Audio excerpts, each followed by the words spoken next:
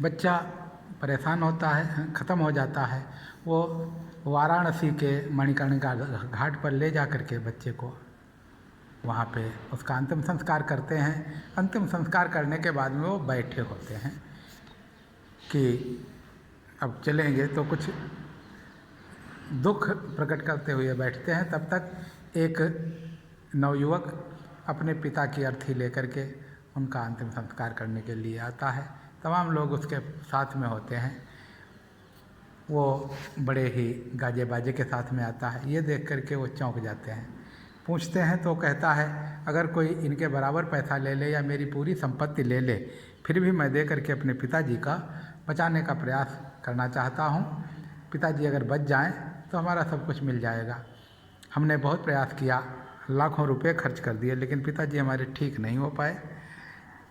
हम आज अपने प्राण दे करके अगर पिताजी को बचा पाते तो बहुत अच्छा होता। यह बात सुन करके चैतन्य दास का मस्तिष्क घूमता है। वो सोचते हैं, मैं कितना निकम्मा हूँ।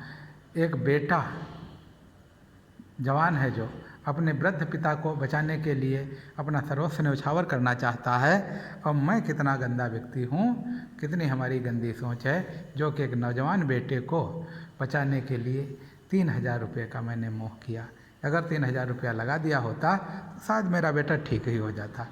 और इस निराशा में वो बहुत दुखी होते हैं। अंत में वो निर्णय लेते हैं कि बच्चे के अंतिम संस्कार के बाद में जो एकादशा त्रयोदशा ये संस्कार होते हैं तथा ब्रह्मभोज होता है, उसमें हम खूब पैसा खर्च करके उसकी आत्मा को संतुष्टि दिलाने का प्रयास करेंगे।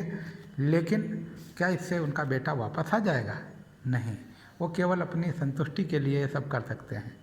मित्रों, यहाँ पर हमें ये बड़े ही दुख के साथ कहना चाहता है, आज भी तमाम लोग हैं अपने बेटे बेटी को पढ़ाने पर उतना जोर नहीं देते, उनके विकास पर उतना जोर नहीं देते जितना पैसे के संचय पर देते हैं।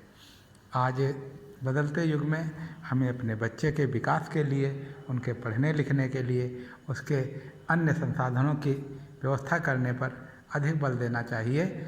और उसको पढ़ा लिखा करके अगर हम अच्छा बना देंगे, एक श्रेष्ठ नागरिक बना देंगे, तो समाज में अपना अच्छा कुछ कर सकेगा और समाज को कुछ अच्छा देने में सफल हो सकेगा। इस प्रकार से बच्चों, यह कहानी हमें प्रेरणा देती है। हमें पैसे को अधिक महत्व न दे करके अपने परिजनों के संरक्षण को, पालन पोषण को अधिक महत्व देना चाहिए। धन्यवाद बच्चों। इस कहानी पर आधारित जितने भी प्रश्न दिए गए हैं उनके उत्तर करके हमको जल्दी से जल्दी दिखाओगे। धन्यवाद।